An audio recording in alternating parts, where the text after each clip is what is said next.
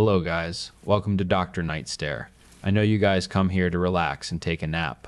So before we go, please hit like and subscribe. By the way, also tell me what time and where you guys listening from. Alright then.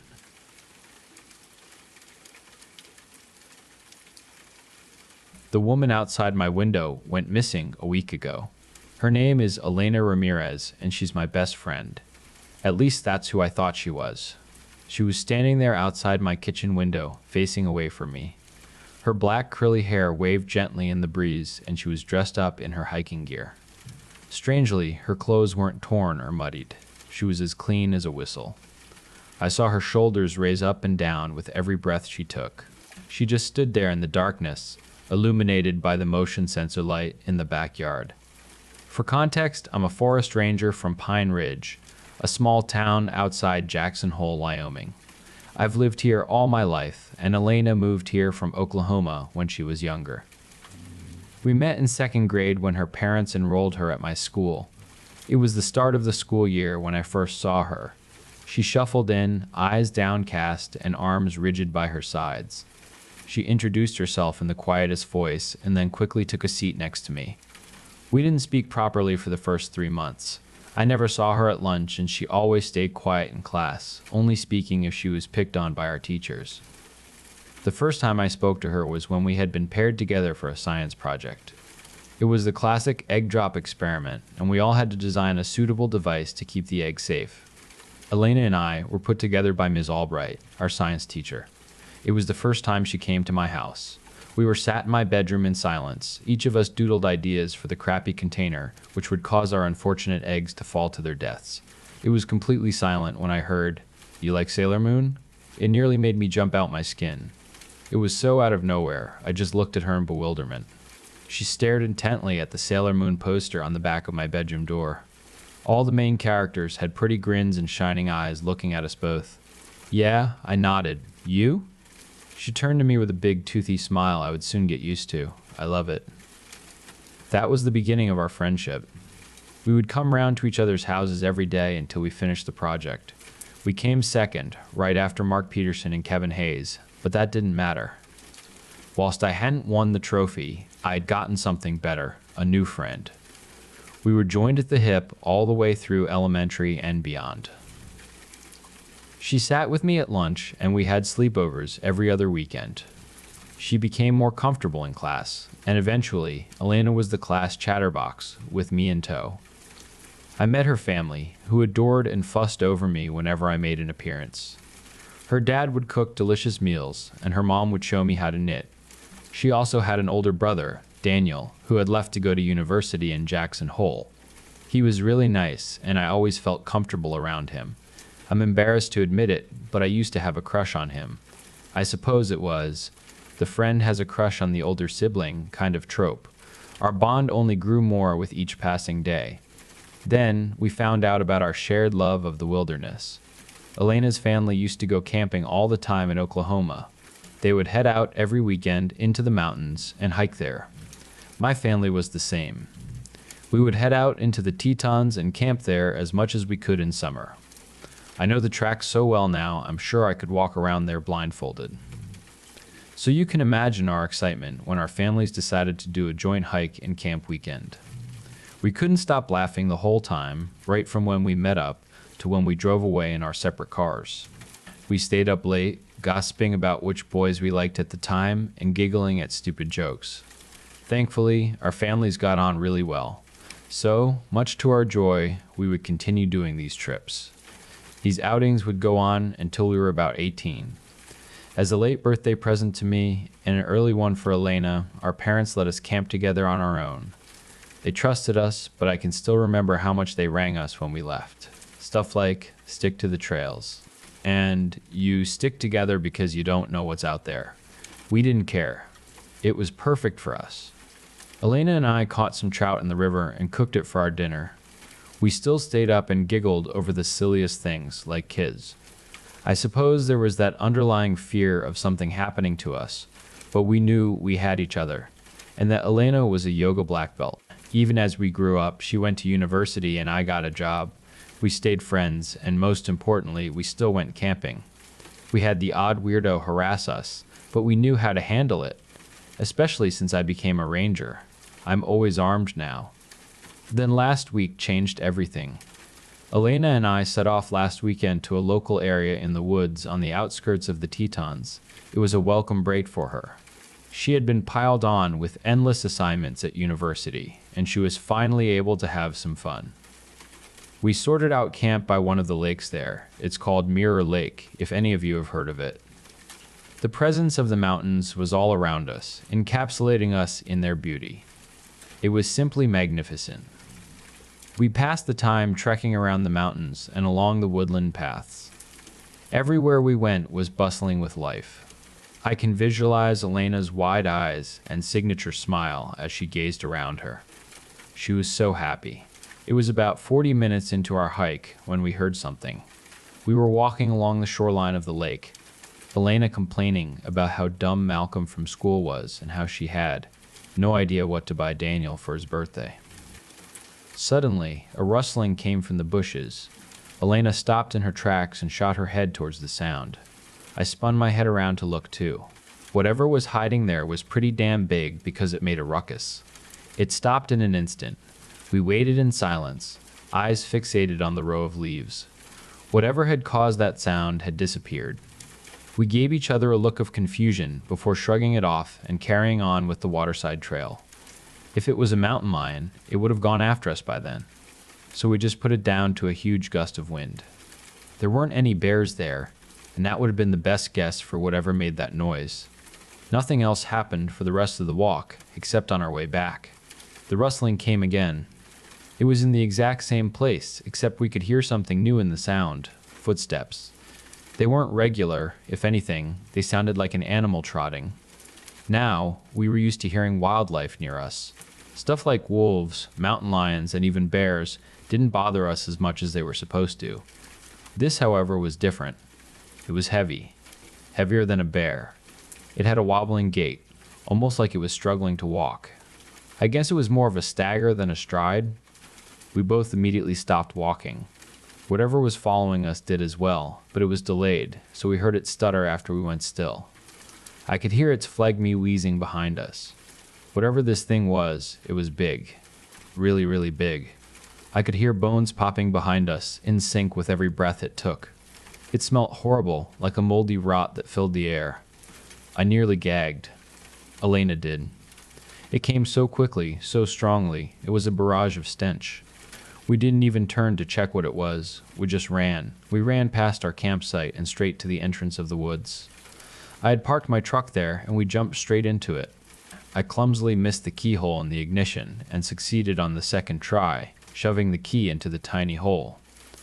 I raggedly twisted the appliance, and the truck rumbled to life. I was about to put her into first gear when Elena grasped my shoulder. "Wait," I looked at her, incredulous. "It hasn't followed us." She whispered, her tone shaky. I examined the tree line. I saw slight movement from where we came from, and a vague figure sauntering off into the leafy abyss. "Holy shit," she spoke louder. "What was that thing?" I shook my head. "Not a lion." We sat there stiff. The adrenaline was pumping through our veins still. I could hear my heartbeat hammering in my ears. Whatever that was, it was in my office. That thing was hobbling around whilst I ate my tuna sandwich at lunch. I dreaded to think how long that had been there. What if it watched me when I went out searching for people? What if it saw me get into my truck every time I came home? What if it followed me home? "We need to go," I mumbled. Elena sat silently. She was thinking. At the time, I didn't know what she pondered, but I hate that I know now. We came home early that day. I told her that I would pick up the stuff with Dave, one of the senior rangers, the day after. She didn't do anything. She just thanked me for the trip home. She stayed radio silent for the rest of the day, which I get. Hell, I was trembling for ages afterwards. I went to go grab the stuff with Dave the day after. Luckily, no one touched anything. I think Dave saw my skittish behavior and asked me what was wrong. Just told him we saw a lion on our way back from our hike, and that the area should be shut off until it's cleared.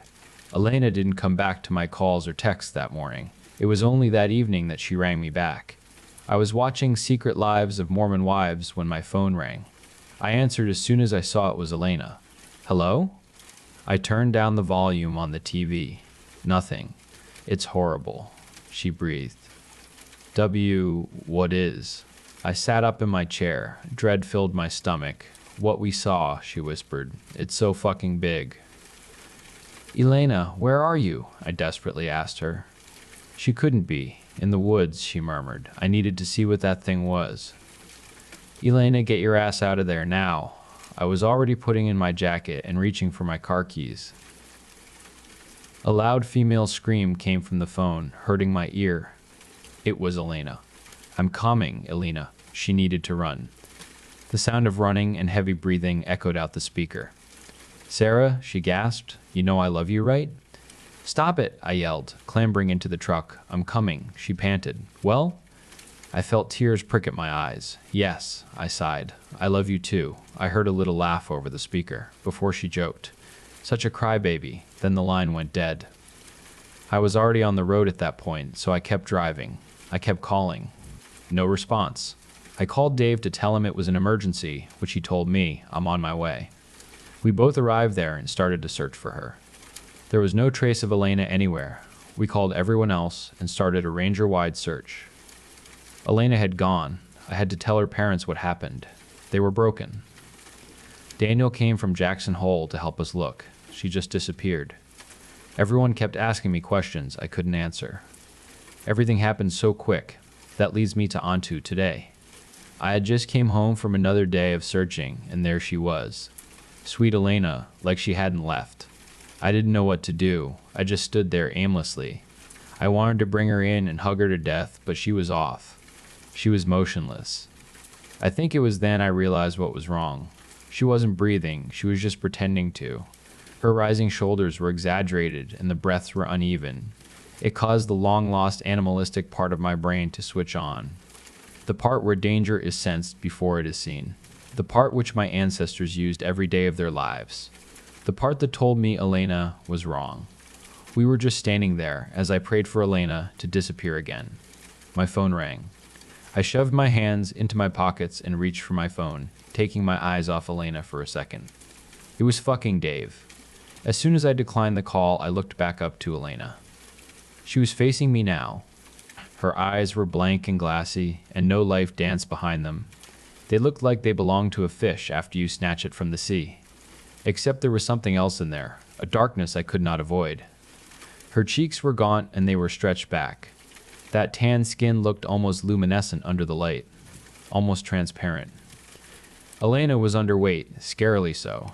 She looked starved. Her thin, pale lips were pulled back into a bare-toothed snarl. Her pearly whites now had a light brown tint to them. I saw she was drooling as the liquid dribbled all the way down her chin and onto her clothes. The fake breathing had ceased now. She was just staring at me hungrily. Her arms were straight by her sides, just like all those years ago at her first day at school. We were locked in a staring match for what felt like years. It was like we were waiting for the other to do something.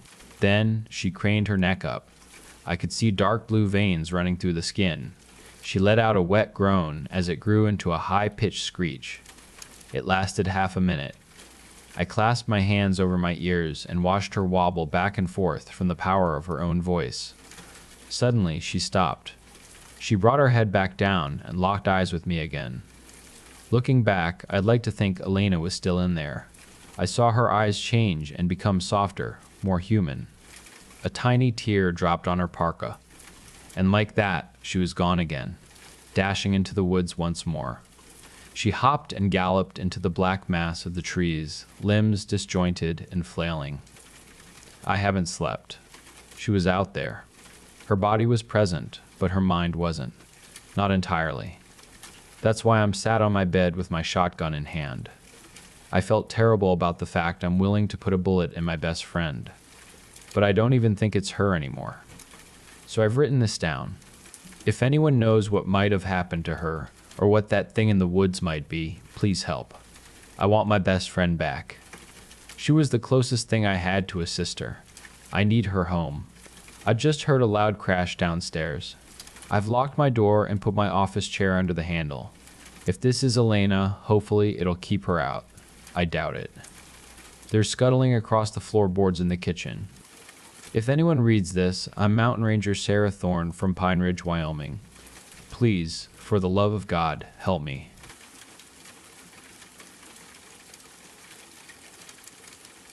Marcus, a date night? Are you feeling all right? Ilara stared at her husband across their dimly lit kitchen. He wasn't one for romantic gestures, especially not impromptu ones on a Friday evening. A soft chuckle escaped Marcus. I know, it's not my usual style, but it's a quiet night at home. Figured we could do something different. Ilara's heart fluttered with a tiny spark of hope. Where should we go? I was thinking that new Italian place. Marcus's expression shifted, a strange glint in his eyes.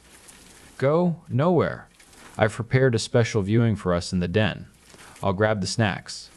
Her brief hopes of a romantic evening evaporated. Ilara knew Marcus was aware of her disdain for films, yet here they were. She walked over to the plush armchair in their cozy den and sat down, a leaden feeling settling in her chest. Marcus soon joined her, a massive bowl of caramel popcorn balanced in his lap. What exactly are we watching? Ilara asked, trying to sound more curious than resigned.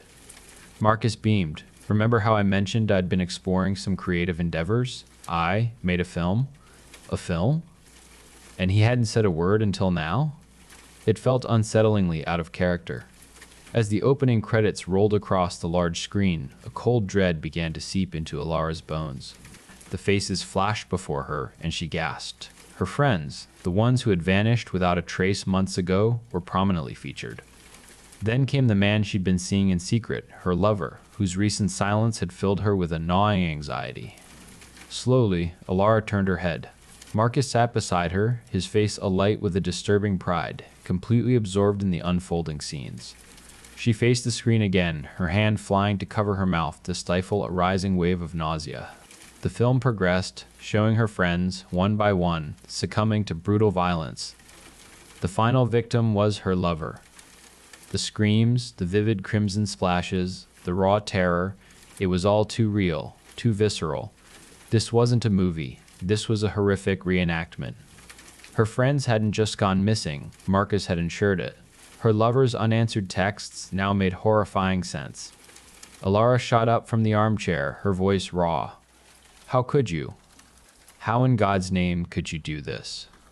Marcus merely laughed, a chilling, guttural sound that echoed in the quiet room. You shouldn't have betrayed me, Ilara. When lines are crossed, sometimes people have to face consequences. Don't you appreciate this beautiful piece? I did it all for you.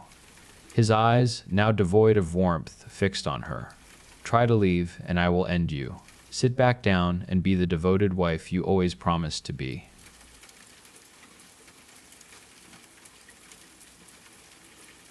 The saying goes that there's no such thing as a free lunch. It's a tired cliche, a capitalist mantra we utter without much thought. Usually, it refers to hidden costs or favors that demand repayment later. But I discovered, in the most terrifying way possible, that the price isn't always tallied in dollars. Sometimes, the currency of exchange is something you didn't even know you possessed. My name is Anya. I'm 28 years old, an architect, and until last Friday, my biggest worry was the overdue blueprints for a boutique hotel. It was a bleak, drizzly evening in New York City. That fine, piercing mist that transforms traffic into an inferno and everyone's mood into a grimy smudge. I'd just stumbled out of a catastrophic client meeting where I'd been verbally flayed over a shade of beige. I needed to escape, to recenter myself. I stopped at the Velvet Echo. It's one of those Greenwich Village spots with dim lighting, melancholic jazz drifting from hidden speakers, and waiters in tailored vests. Exorbitant? Absolutely. But I felt like I deserved a moment of luxury. The tables were all occupied or reserved, so I settled at the polished wooden counter. I ordered a Cabernet Sauvignon, my absolute favorite, and the evening special, duck confit with a cherry reduction. The bistro was bustling. The low hum of conversations was strangely soothing. Next to me at the counter was a man who appeared to be in his late 60s. His hair was silver at the temples, and he wore an impeccably tailored charcoal suit that probably cost more than my entire year's salary. He ate with deliberate, almost surgical precision, his gaze fixed solely on his plate. He didn't once check his phone. He simply ate and sipped an amber whiskey that caught the light of the overhead pendant. At one point, he must have sensed my glance. I confess I was admiring the exquisite cut of his suit. He offered a small, polite smile. "The duck confit is truly exceptional tonight," he commented. His voice was deep, smooth as aged bourbon. "I certainly hope so. I've had one of those days," I replied, returning the smile. "Indeed. Trying days demand commensurate rewards. Savor it, young lady." And that was it. He returned to his meal. No advances, no intrusive chatter. Just a cultured gentleman. I savored my duck. I drank 2 glasses of wine. The week's accumulated tension began to dissipate. For an hour, I felt affluent, secure, and utterly at peace. When I was finished, I signaled for the waiter. "The check, please." The waiter, a pale young man with pronounced dark circles and hands that subtly trembled. I'd noticed it when he poured my wine, but dismissed it, approached. He didn't bring the card machine. He didn't present the small leather folder with the bill. He glanced at the man in the suit beside me, then at me. There was something peculiar in his gaze. "Pity? Fear?" "Miss, your bill has already been settled," he murmured. I frowned. "What do you mean?" "The gentleman beside you extended the courtesy of covering your expense." I looked at the man. He was dabbing his lips with a linen napkin, then turned to me, his smile widening slightly this time. "You really didn't have to," I said, a blush of embarrassment mingling with gratitude. "It must have been quite expensive."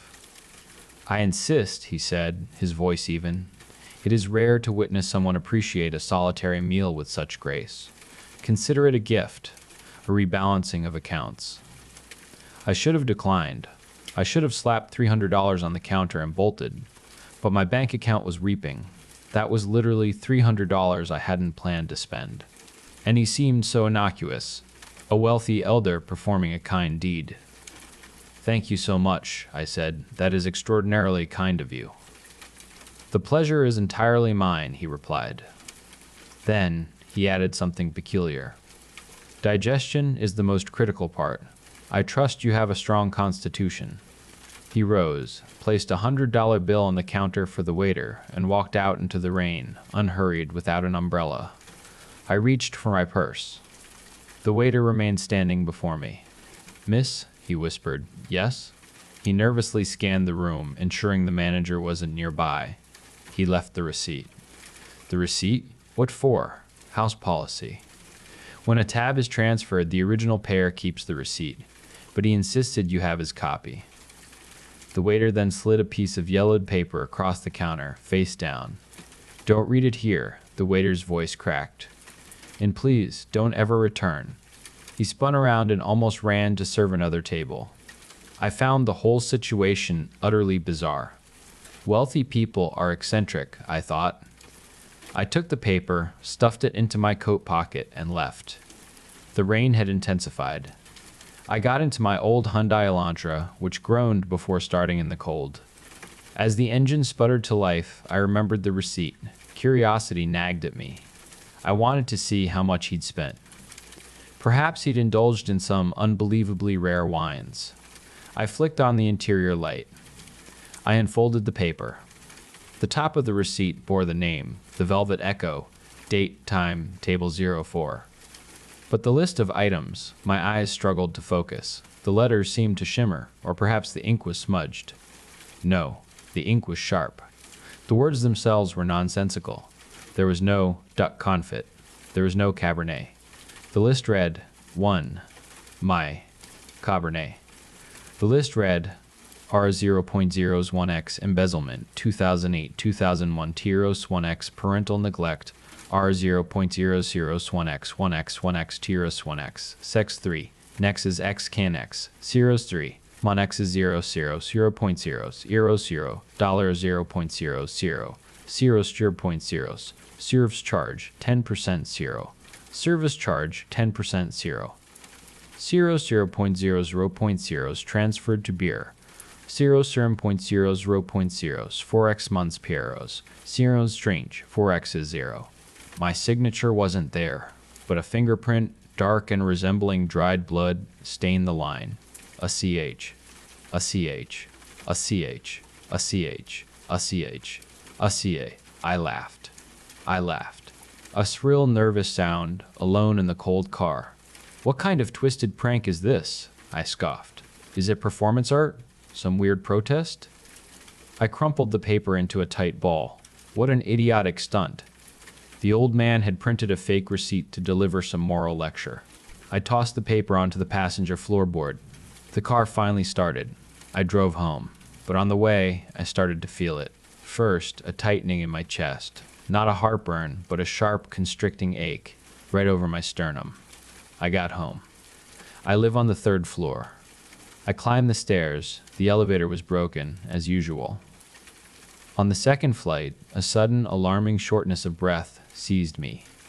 And then, a profound, crushing guilt. Tears welled in my eyes. There was no logical reason. I was just climbing stairs. But suddenly, an immense sorrow washed over me, a feeling of having utterly failed someone dependent on me. I saw the vivid image of a small child, face streaked with tears, standing alone at a school gate, waiting for a parent who never arrived. A little red backpack, rain, shame. But I don't have children. I've never been married.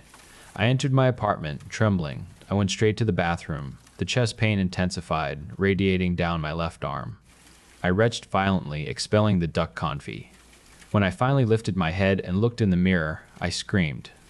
My face, it wasn't quite my face. For a fleeting second, I saw the old man from the restaurant superimposed on my reflection. His tired eyes, the bitter lines etched around his mouth. I blinked, and I was myself again. Only, I looked older. And there were faint, purplish bruises on my arms that hadn't been there moments ago. My phone rang. It was my mother. Anya? Her voice was laced with worry. Hi, Mom. Honey, the police just called here. I froze. Police? Why? They said they found new evidence regarding a reckless driving incident from 2001. They said a witness finally recognized you. Mom, what are you talking about? In '01, I was 5 years old, I retorted. I know. I told them that. But they insisted. They said your name is officially on the report now. Anya, I'm terrified. Holding on a crack. I raced back to the car. I snatched the crumpled paper from the floor. I smoothed it out. I read, Age Reckless Endangerment, 2001.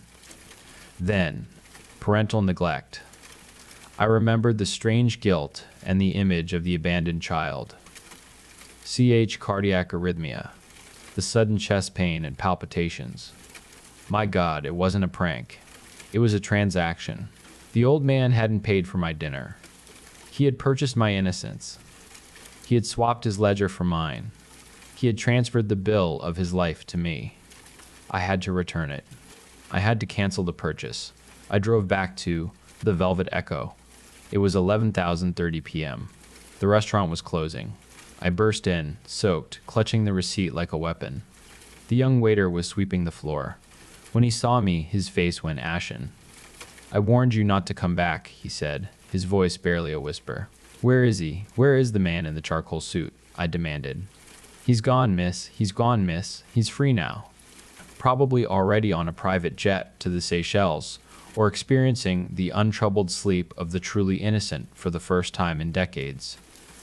I grabbed the waiter by his collar. What is this? What have you people done to me? The manager appeared, a stout, bald man with a distinctly unfriendly face. Release my employee, he said, his tone chillingly calm. I want a refund, I shrieked, thrusting the receipt at his face. I didn't pay for this. The manager picked up the paper from the floor. He read it, a look of disdain on his face. You accepted the kindness. The transaction was concluded. There are witnesses. The system approved it. What system? What the hell is this place? I said, shaking uncontrollably. It's commerce, my dear. The most ancient form of commerce. The Velvet Echo caters to a very specific clientele. Those who have accumulated immense moral debts and require immediate liquidity. He stepped closer to me. He smelled faintly of ozone and cheap cigars. Mr. Silas, the man in charcoal, had been carrying that debt for decades. His heart was failing. The authorities were closing in on his illicit dealings. He needed a proxy, someone untainted, with ample credit in the universe to assume the burden. I didn't sign anything, I cried, tears streaming down my face. You consumed the duck confit. You drank the wine. You offered your thank you. Verbally. Contract accepted. The flesh of the duck became your flesh. His debt became your debt. I collapsed to my knees. The pain in my chest was excruciating now. I tasted bile and a metallic tang of blood. Am I going to die? I choked out. Eventually, the manager said, shrugging dismissively. The cardiac condition is aggressive. I'd give it about 3 months. Imprisonment might arrive sooner if the legal bureaucracy is efficient. There has to be a way, I begged, desperation clawing at my throat. Please. I'll pay. I have money. Money is worthless here, the manager stated. The only currency is debt. He turned to leave. Wait, the waiter suddenly shouted. He looked from the manager to me, his young face etched with conflict. The manager stopped. He shot the waiter a venomous glare. Don't get involved, boy. She has the right to know. It's in the house statutes. The manager sighed, clearly annoyed. Fine, go ahead. The waiter looked at me. The debt cannot be erased, darling. But it can be transferred. How? I whispered, a terrifying spike of black hope piercing through my despair. You hold the tab. You are the account holder now. If you find someone willing to accept payment for their dinner, you can do exactly as he did. I have to trick someone. Not trick. Offer. The person must accept of their own free will. They must say thank you. And they must consume the entire meal. I looked around the empty restaurant. But you're closing. We reopen tomorrow at 7:30 p.m., the manager said. If I were you, I'd secure a companion. And choose wisely. Someone healthy. Someone with a generous amount of credit. Because that bill there, he pointed to the paper still clutched in my hand, is monumental. If you attempt to pass it to someone weak, they will perish at the table, and the debt will rebound to you with interest. I crawled out of there. I spent the night in the emergency room. The doctors ran tests. They found a significant irregularity in my heart rhythm. I needed urgent cardiac evaluation. My mother called again. The NYPD was heading to my apartment with an arrest warrant. My bank accounts were frozen for financial fraud investigation. I am writing this now, hunched in my car, in the parking lot of the Velvet Echo. It is 6:05 p.m. The chest pain is a constant, suffocating vice. I feel his memories invading my mind. I remember the sickening crunch when the bicycle hit the car back in W1. The cowardly, primal urge to press the accelerator and flee. The guilt is mine now. I feel every agonizing second of it. But I am not going to die for this. I am not a bad person. I was merely naive. I need to save myself. I have a date. I used a dating app. I matched with a guy named Leo, 24 years old, an aspiring architect. His profile reads passionate about giving back. Volunteers at animal shelters. Believes in honesty. He is perfect. He has credit. He is innocent. His soul must be pristine as freshly fallen snow.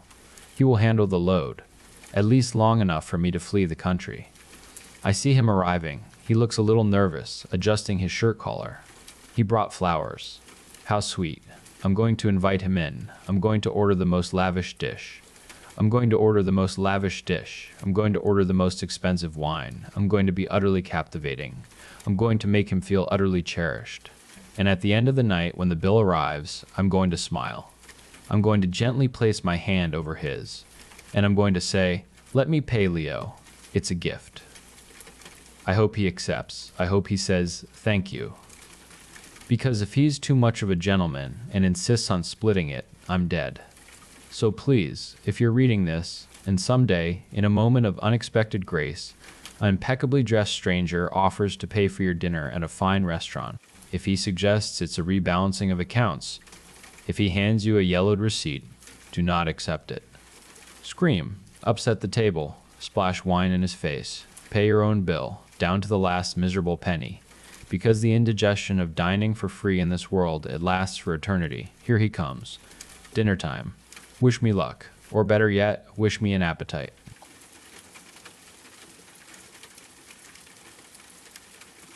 Standing before the polished surface of her mirror, Serafina meticulously applied her ornamentation. Layers of color, lip pigment, lid liner, and foundation transformed her reflection. She was unfamiliar with such heavy cosmetic applications, the kind that felt and looked like a mask, like vibrant paint splattered across a delicate figurine. Her past rituals involved subtler enhancements, a whisper of shadow, a touch of rouge, a soothing balm. Now, she felt like a novice discovering the elaborate rites of presentation. She styled her hair with methodical precision, brushing and straightening it until it gleamed, then secured it with an ornamental band, a circlet crowning her efforts. She ignored the vast emptiness of her sleeping palette, the crushing weight of recent loss heavy on her heart, and continued to paint her face. Her mother's directive to relinquish the engagement ring echoed in her mind. Serafina slid it from her finger, letting it fall with a faint metallic chime onto a polished surface nearby. Serafina! Her mother appeared in the doorway, holding a pristine white gown, a formal garment that seemed both too grand and too empty for Serafina's form. She donned it without protest. She tried not to shiver as her mother's fingers, unnervingly cold, moved expertly up Serafina's back, fastening the delicate closures. She assisted Serafina into polished, shimmering footwear, then turned her to face her. Tears traced paths down her mother's cheeks, a somber contrast to Serafina's own white attire, clad as she was in mourning black. Her smile barely held its shape as she snapped a photo with an antique imaging device. "You are radiant, Serafina." She merely nodded. Her mother then secured slender silver restraints around Serafina's wrists. The metal was cold and unforgiving, a stark counterpoint to the forgotten warmth of her lost ring. "It's a mere formality," her mother murmured. Her mother linked her arm with Serafina's, a wide, practiced smile plastered across her face as they stepped from the dwelling. They exchanged greetings with other families, Serafina offering forced smiles to similarly attired young individuals and their escorts. The carefully constructed sector of their living unit was unnervingly precise and uniform. Nearby, a young woman with a shroud over her head was ushered roughly into a transport vehicle by a father who refused to meet her gaze. Her mother guided her to the Central Assembly Hall, once a place of learning, now repurposed as a union registry. A firm squeeze of Serafina's hand and a silent command to smile from her mother was met with instant, practiced obedience. She fixed a rigid grin on her face, her jaw aching as an attendant took her arm, guiding her firmly to an allocated table. A young man, similarly attired in formal wear, was directed to the seat opposite her, settling into it with a visible slump. He avoided her gaze, his name Ethan, a low murmur. Serafina offered her own name, then added her voice barely a whisper that she had once possessed a betrothed. Ethan's head snapped up, his eyes darting quickly to the vigilant overseers before returning to her. "I was married," he confided, his voice fragile. "We were to have a child. We were truly content." Behind them, a girl was abruptly pulled from her chair and led away. Moments later, a young man was similarly displaced, his assigned partner escorted to a different table. Serafina realized she was trembling only when Ethan leaned across the table, his hand gently cupping her cheek, and pressed a brief, chaste kiss to her lips. It was a fleeting gesture, devoid of affection, and he wept silently. Yet, in that moment, it was profoundly sufficient. "Witness me," he murmured, as heavy footsteps approached. "A match," an overseer boomed. Serafina heard her mother's choked sob of undeniable relief. The overseer separated them, a wide, triumphant smile on his face, as he plucked a small, designated marker from Serafina's gown, then from Ethan's suit. "The perfect union has been secured."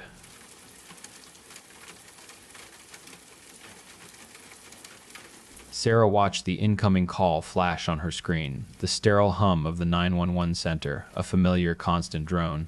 She picked up. "911, what's the address of your emergency?" A breath, fast and wet, filled her ear. It sounded as though the caller's mouth was too full. "Please," a man's voice rasped, urgency thick. You have to send someone now. They're changing. Sarah kept her tone level, neutral, the calm she'd learned to don like a uniform. Sir, I need your address first. He gave it, clean and confident, a high-rise apartment, floor, and unit number, even the color of the building's awning, as if he'd rehearsed it. Sarah typed it in, starting a call card. Okay, she said. Tell me exactly what's happening. They're not people anymore, he insisted. They're still shaped like us, but the shapes are slipping. My husband's skin won't stay on his face. It keeps sagging like it forgot where to hold. A dragging thump sounded in the background, something heavy being pulled across a tiled floor. Sir, Sarah asked, how many people are in the apartment with you right now? 4, he said. Then, after a beat, 3.5. Sarah didn't react. She never did. Are you or anyone else injured? Yes, he answered immediately. I heard them. I had to. If I don't, they finish turning. She flagged the call, beginning to dispatch units. Her hand didn't shake. It never did. Tell me where you are in the apartment. Living room, he said. They like the dark rooms, but I dragged them where I could see. Another sound, a thick, tearing noise, followed by a sharp inhale that turned into a gurgle. Sarah's jaw tightened. Sir, she said, I need you to put anything you're holding down. I can't, he replied, almost apologetic. If I let go, they crawl. They crawl. They crawl even without legs. Something slapped the floor. Wet, heavy. They don't bleed right, he continued, as if explaining a mechanical issue. It comes out dark and slow, like it's already old. My son Leo's chest opened when I pressed, not cut opened. His ribs peeled back like fingers. Sarah swallowed, keeping him talking. How old is your son? 8, he said. He doesn't have a mouth anymore, just a hole that keeps trying to scream. There was a high sound then, thin, reedy, child-sized. It cut off abruptly with a dull crack. Sarah felt her pulse throb in her ears, but her voice stayed even. Sir, help is on the way. I need you to move to a safe place. I am safe, he stated. They're not. She heard footsteps, bare feet, slipping, fast, panicked. She's running, he said. My daughter, Mia. She's not done yet. Her arms are too long, but she can still hide. A small voice whimpered in the background, a real one, human, Daddy. The word dissolved into a choking noise. Sir, Sarah said, louder now, listen to me. Put the object down. Officers are minutes away. I don't use objects, he snapped suddenly. I use my hands. They're warmer. It keeps them calm. There was a sound Sarah knew she would never forget, fingers sinking into something that shouldn't give that way. A horrible, dense squelch. Then frantic movement, scratching, nails scraping wood. She's strong, he panted. They get strong when the bones soften. Sarah typed faster. Units were close. Too slow. Always too slow. Sir, she said, I need you to stop. You are hurting them. No, he said. I'm stopping them. The screaming peaked. High, shrill, tearing straight through Sarah's headset. It cut off mid-sound, replaced by ragged breathing that wasn't his. Then silence. His breathing came back, shaky now. It's quiet, he whispered. That's how I know it worked. Sarah closed her eyes for half a second. Opened them. Sarah closed her eyes for half a second. Opened them. Sir, she said. Step outside. They look normal when they're still, he observed. That's the trick. You have to catch them while they're moving. Sirens finally echoed faintly through the phone. Oh, he said softly. I hear them too. The line stayed open. Sarah heard him drop something. She heard a door creak. Then he said very quietly, Why do my hands look wrong? Officers burst onto the scene. Sarah heard shouting through the phone. Commands. Confusion. The call ended in chaos. Later, much later, Sarah would learn what they found inside that apartment. But right then, all she knew was that for 17 minutes, she believed every word he said, because he sounded like someone who thought he was saving his family. And that's the part that still keeps her awake.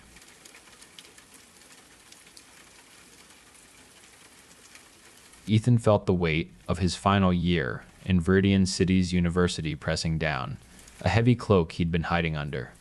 His creative spirit, once a vibrant fire, had dwindled to embers, leaving him to spend his winter break aimlessly, losing hours to digital rabbit holes and the blank stare of a screen.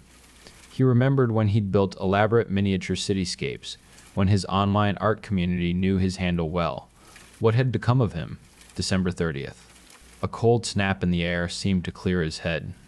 He scrolled through an old art forum, seeing his past self's enthusiastic posts. A pang of something resembling purpose stirred within him. He grabbed his digital drawing tablet. Several half-formed concepts swirled in his mind. With a surprising surge of energy, he completed a quick sketch, a dynamic cityscape bathed in twilight. He'd post it tomorrow. He repeated a silent affirmation, a hopeful whisper for a fresh start. New year, new me. A soft tap against his apartment window made him pause. He turned, but the glass reflected only the dreary city lights. Nothing. Strange. He settled into bed. As consciousness began to slip away, he heard a distinct thump-thump from the hallway, echoing slightly in the quiet building. Probably a neighbor. After what felt like an age, he finally drifted into sleep. When he awoke, an unsettling awareness prickled at his skin. Someone was just outside his apartment door. A chilling presence he felt more than heard. It took long, agonizing minutes for him to gather the courage to rise from his bed and reach for the doorknob. It was Ethan, or a perfect, unsettling reflection of him. The figure sighed, his breath a visible puff in the cool air of the hallway. New year, new me, he intoned. The words a hollow echo of Ethan's own hope. What? The knot? Ethan burst into the room, roughly shoving Ethan aside. He moved with alarming speed, already at the desk, his hands flying across the keyboard, opening the art software and beginning to draw with furious intent. Part of Ethan imagined him as a boy consumed by a singular, intense purpose. Ethan lay sprawled on the floor. He tried to push himself up, but his limbs wouldn't respond. He strained to speak, but his tongue felt like a forgotten muscle. Why did this feel so agonizingly familiar? Then the floor dissolved beneath him. He was falling, plummeting into a swirling void the color of utter darkness, and there they were. More than a dozen of him. One was a still, infantile form with his eyes. Another, a paralyzed toddler with his unruly hair. Each was older than the last, until he saw him, himself exactly 1 year younger. And the understanding crashed over him, a cold wave of forgotten knowledge. They were all him, each one born at the stroke of a new year, rising from the void. He had walked into that Ethan's bedroom. When he touched him, he had thought he was erased, and then he had forgotten. He didn't believe any of them had a choice in being forgotten. The still body of his younger self glared at him with furious recognition. Perhaps he would do the same to the one who would come down here next. And the one after that too.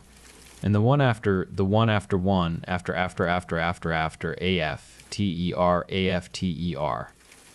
A-F-T-E-R. He felt an unbearable weariness. Maybe he should simply sleep, with his eyes wide open, watching.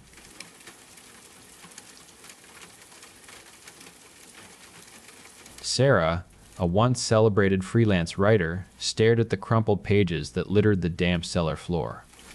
Her well of inspiration, once considered bottomless, had utterly dried up. She was on day 243, and the hulking man who held her captive would not accept blankness. She despised this place, a forgotten cellar beneath an old crumbling mill, where the only light from a cheap, flickering lamp cast long, grotesque shadows across the skeletal remains of other women. She had the freedom to move, not that she ever wanted to. The heavy trapdoor above creaked open, and the silhouette of a man filled the opening. Sarah glanced frantically back at her empty page, hoping, as if by some miracle, words had materialized. There was only the etched number, Night 243. Heavy, deliberate footsteps echoed on the wooden steps. Clud. Thunk. Victor descended, a high-pressure stunner in his thick hand, and settled onto a small stool in the center of the room. His eyes, small and unsettlingly childlike, peered at her from the gloom. She remembered another captive, way back on night 1, who had nervously giggled, "He brings his work home." It was true. Victor, who had once worked at a rural meat processing plant, now used the same brutal tools on them. Sarah had witnessed the grisly end of that girl, and had begun to beg, then plead, then babble incoherently.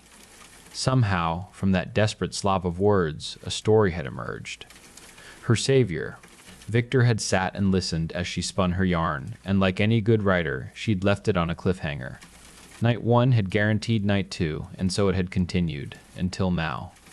I, Sarah stammered, her gaze fixed on nothing.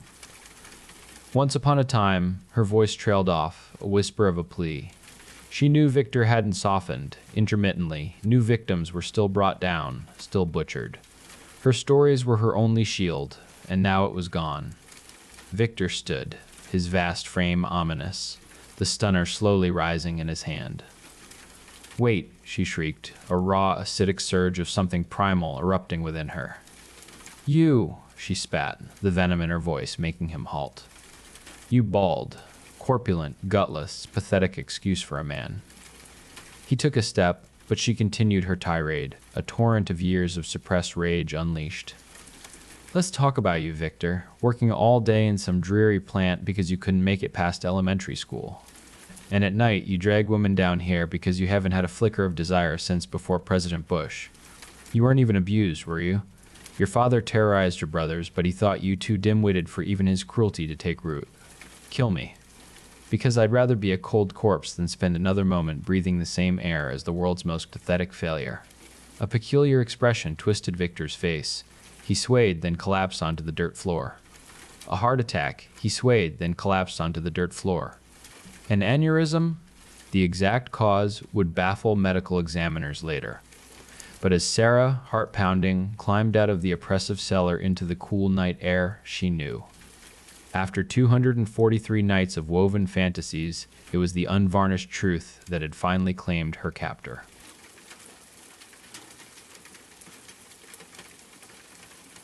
Propofol is the primary agent used in general anesthesia. As a biochemist, Mark Peterson had never really considered propofol in depth until a routine appendectomy became necessary. He'd been dealing with persistent discomfort, and the surgery was finally scheduled. Like anyone facing their first surgical procedure, Mark delved into researching the anesthesia process. He wanted to understand what would happen when he was put under. Initially, what he discovered was reassuring enough. However, certain characteristics of propofol struck him as peculiar. We all simply assume that during surgery, we remain oblivious because we're unconscious. And that's perfectly acceptable. Mark had no desire to be lucid on an operating table. But propofol doesn't merely induce sleep. It possesses another property, one that gave him considerable unease. Beyond rendering a patient unconscious, propofol also acts as an amnesiac. This means it causes forgetfulness. More precisely, it prevents the brain from encoding new memories altogether. Mark was certain he wasn't alone in contemplating the implications of this revelation. The question burrowed into his mind and refused to dislodge. What if anesthesia isn't what we universally believe it to be? What if, far from eradicating pain during surgery, it's merely a mechanism to ensure you have no recollection of the agony? He couldn't shake the image of himself strapped to a surgical table, conscious, fully aware, experiencing every sensation, while his brain silently failed to record any of it. An ordeal perfectly endured and perfectly obliterated. Naturally, the thought deeply disturbed him. The more he pondered it, the more it consumed him. A part of it was fear, but another significant part was professional curiosity. As a scientist, he craved a definitive answer, a real one, and there seemed to be no way to obtain it without putting himself at risk. But he was willing to conduct the experiment. You see, it wouldn't be particularly challenging to synthesize a compound that specifically interfered with propofol's memory encoding effect, leaving its other mechanisms untouched. In theory, he could create a drug that, if administered beforehand, would allow him to remember everything. If anesthesia functioned as everyone believed, the compound would have no discernible effect. He would simply be unconscious, and there would be nothing to recall. But if something else was transpiring, if consciousness persisted, he would know the truth. He rationalized that, as surgeries go, an appendectomy probably wasn't the worst. Painful, yes, but survivable. And if he did remember something, anything at all, it would undoubtedly be traumatic. Yet, it would also represent a scientific discovery of immense magnitude. He decided to take the gamble. With over a month before his scheduled surgery, Mark set to work mapping propofol's pathways and its impact on memory. He learned that its primary action stemmed from potentiating GABA-A receptors, which amplified chloride ion influx into neurons, leading to the hyperpolarization of postsynaptic membranes. In simpler terms, it effectively shut down the neuronal conditions required for memory formation. His objective was to craft a compound that bound to these very same receptors, but possessed a dramatically shorter half-life. It needed to last long enough to block propofol's amnesiac effect, but dissipate swiftly enough to allow normal memory function to resume. The timing would be absolutely crucial. He would need to ingest it shortly before the propofol was administered. That wasn't an insurmountable problem.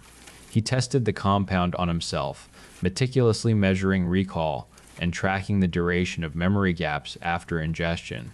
After a week or two of refinement, he had something he was confident would work. The preliminary results were promising, and that, he told himself, was probably the most hazardous part. In all likelihood, he was in greater danger from ingesting his hastily concocted compounds than he ever would be from the anesthesia, regardless of its true mechanism. But he had cleared that hurdle and was anxiously prepared for his surgery. When the day finally arrived, he tucked a small glass vial containing his compound into his pocket and made his way to the regional medical center. Just before the attendants wheeled him into the surgical suite, he downed the liquid. There was no turning back now. The anesthesiologist hooked up his IV and instructed him to count backward from 10. Mark didn't think he made it past 6. The next thing he knew, he was awake, in a distinctly different room. He was still on a gurney, and, judging by the sensation around his lower abdomen, he was post-operation. But something was profoundly wrong. His wrists and ankles were strapped down. He struggled against his restraints, but couldn't budge. Soon, though, a man entered the room. He didn't look like medical staff. He wore casual clothes, jeans, and a plain shirt, and carried a sleek digital tablet under his arm.